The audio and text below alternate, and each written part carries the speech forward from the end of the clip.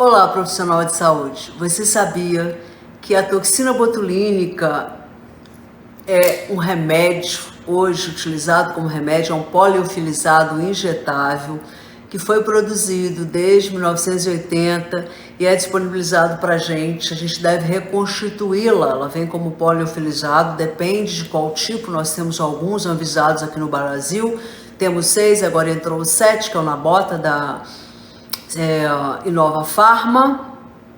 E cada toxina tem características específicas e a gente não deve misturar ou então elas intercambiar ou usar um protocolo de uma toxina em relação ao outro. Todas são toxinas botulínicas e têm o efeito, a eficácia de modular os músculos, de trabalhar na musculatura corporal, da ponta do pé à ponta da cabeça, facial em algumas áreas específicas, a área de cirurgião dentista, cabeça e pescoço especialmente, quem quer trabalhar com essa área de estética e cosmética facial, com a parte funcional também para modular os músculos, os aspectos funcionais, especialmente no nosso caso, músculos mastigatórios, masseter e temporal, músculos para resolver o problema de sorriso gengival, que são levantadores do lábio superior e da asa do nariz, também o depressor do septo nasal. Nós temos zigomático menor, zigomático maior e até o risório, que trabalham com a mímica de sorriso, mas a gente trabalha com alguns em especial, dependendo de cada face individualizada. E essas cepas de bactéria, elas, para cada tipo de toxina, elas têm características específicas, como KDA, que é peso molecular. Então nós temos a toxina botulínica, que é a mais conhecida, que é Botox, da Allergan, a empresa que distribui essa toxina para os Estados Unidos e para outros países, inclusive para o Brasil. Nós temos toxina botulínica distribuída pela Europa, nós temos toxina botulínica que é processada na Coreia, duas que nós temos hoje aqui, já temos 3 de repente que está chegando, e temos processadas também na China e na Alemanha. Essas toxinas, elas têm diferenciações em relação ao seu processamento. Nós temos uma parte da toxina botulínica, que é a parte reativa ou ativa, que ela tem 150 kDa de peso molecular, tem uma cadeia pesada, uma cadeia leve, porque são proteínas que se associam.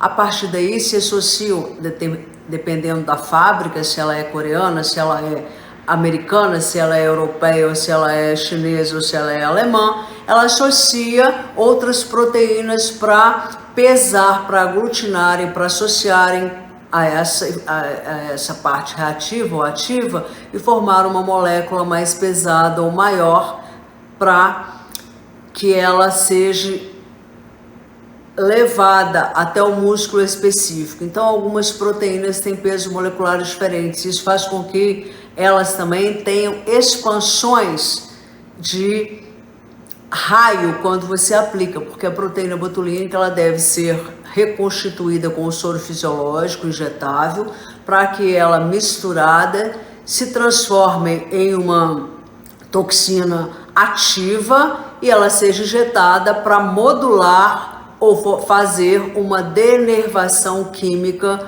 na junção neuromuscular e fazer com que o músculo então diminua o seu funcionamento ou até pare de funcionar, que não é o caso. Nós não temos músculos, Deus não nos deu músculos para pararem de funcionar.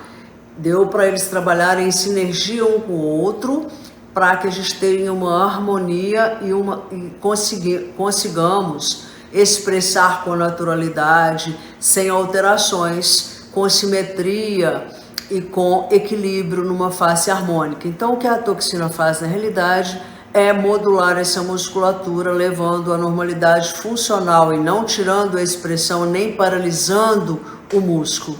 E em relação a esses tipos de toxinas que nós temos aqui no Brasil, anvisadas, que só assim que a gente pode trabalhar com elas, elas têm diferenciações entre elas, tanto em nível de peso molecular, tanto com o tipo de proteína que aglutina nessa parte reativa, tanto quanto o tempo de ação, quanto tempo de uso após reconstruída. Temos também características de efetividade, de toxicidade, então tem essas diferenças, e para a gente saber se é mais eficiente num paciente ou outro, a gente às vezes tem que testar, ou nós temos que avaliar o tipo de musculatura que esse paciente tem, mas de uma certa forma elas têm a mesma função, já que são proteínas botulínicas. Entretanto, o tempo de ação e a efetivação são diferentes. Mas, na realidade, de acordo com a bula da maioria das toxinas botulínicas, elas devem ser reaplicadas no paciente após 3 a 4 meses que você injetou a toxina, para não ter efeito vacinal, para não ter outras alterações. E dependendo do tipo de mímica do paciente que a recebe, dependendo da idade, dependendo da força muscular, talvez essa proteína pode ser usada 2 vezes ao mês. Em alguns pacientes, ela deve ser usada ao ano, 2 vezes ao ano, ou então 3 vezes ao ano, dependendo da força muscular, se ele é hipercinético, da atividade que tem, do tipo da força dessa musculatura, se é mais hipertrófica ou menos, dependendo dos hábitos, se essa pessoa é mais ativa, se ela é mais proativa, se ela fala muito, se ela se comunica mais, se ela faz bastante exercício. Então tem vários fatores, é multifatorial as alterações que fazem ou que participam da efetividade da ação da toxina para cada paciente em particular. Eu venho aqui depois falar um pouquinho mais sobre isso para você, tá bom? Inscreva aqui no canal se você quiser saber um pouco mais sobre isso e algumas informações específicas que você quiser para que eu te responda. Até!